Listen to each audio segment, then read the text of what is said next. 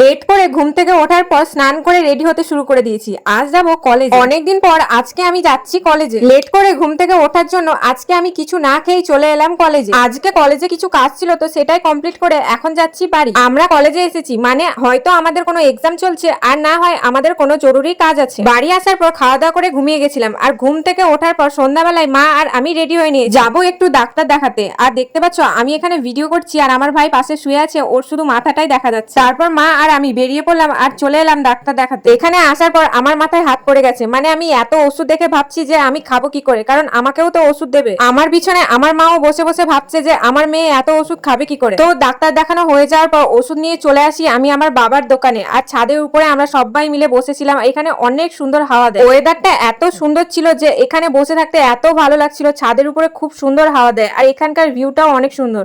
আমি বসে বসে গাড়িগুলো দেখছিলাম আর আমার খুবই ভালো লাগছে। তারপর এখানে অনেকটা টাইম কাটানোর পর এখন যাচ্ছি বাড়ি।